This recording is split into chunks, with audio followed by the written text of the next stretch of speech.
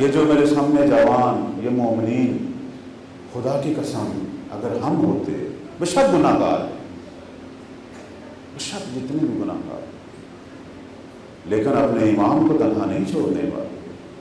ہم تو سید الشہداء کی عزاداری پہ خون دیتے ہیں، ہم تو جان دیتے ہیں، ہم تو مزارات کی بے حرمتی برداشت نہیں کر سکتے، ہم تو علماء جو نائبین ہیں، جو میرے مولا کے نائب ہیں، ان کی آواز پہ جان دینے کو تیار ہیں۔ وہ ایران کے اندر ایک خاتون جس کے 6 یا 7 بیٹے تھے، نائب امام خمینی کے حکم پہ اس نے جان دی تھی، تو اس ماں سے پوچھا گیا کہ تجھے کوئی پشیمانی تو نہیں ہے؟ کہنے لگی ہاں ہے، کاش میرا ایک اور بیٹا بھی ہو، وہ بھی نائب امام پہ قربان کرتی۔ یہ ہے آج کی شیعہ۔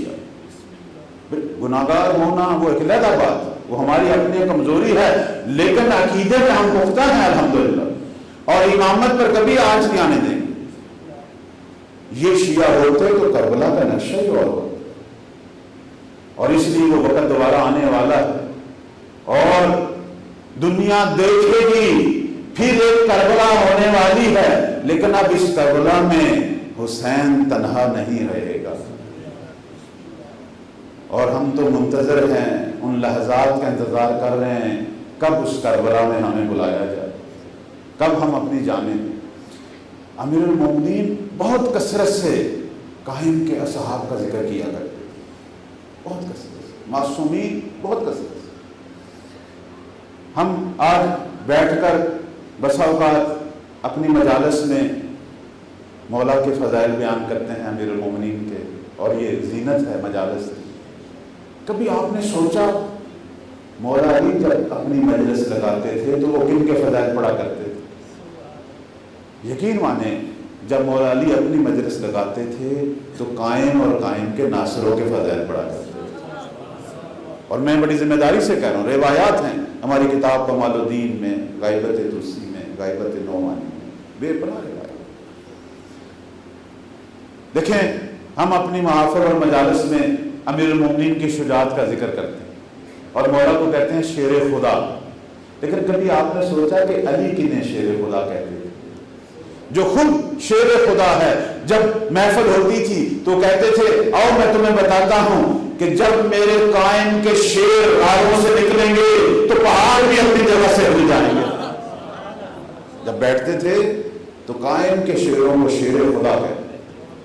ہم مولا کی معرفت کی باتیں کرتے ہیں، مولا کی عبادت کی باتیں کرتے ہیں، اور علی جیسا امام جب اپنی مجلس اور محفل لگاتے تھے تو اسی زمانے کے امام ان کے ناصروں کی عبادتوں اور ان کی معرفتوں کے فضائل پڑھا کرتے تھے۔ کہتے تھے کہ میرے قائم کے، میرے بیٹے قائم کے جو شیعہ ہوں گے، جو ناصر ہوں گے، جو اس ظہور میں اس کی نصرت کریں گے، ان کے دل توحید اور معرفت الہی سے فولاد کے ٹکڑے بن چکے ہوں گے کہ جن کے اندر شیطان اور ابلیس اور خواہش نفسانی اب سراغ نہیں کر سکتے۔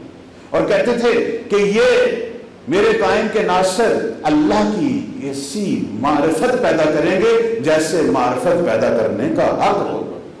اللہ اب معصوم کہہ دے حق ہوگا، یہ تو ہم اپنے ائمہ کے بارے میں کہتے ہیں، وہ فرما رہے ہیں کہ جس طرح حق ہوگا۔ تو میرے عزیزان اس سے ہمیں میسج کیا مل رہا ہے؟ راہیں کھلی ہوئی ہیں، راہیں کھلی ہیں، اور میرے وقت کا امام منتظر ہے۔ اپنے آپ کو مولا کے سامنے پیش تو کرو، مولا کی بیعت تو کیا کرو، مولا کی طرف توجہ تو کیا کرو۔ زمانے کا امام منتظر ہے، اسی طرح جس طرح حسین اپنے شیعوں کا منتظر تھا۔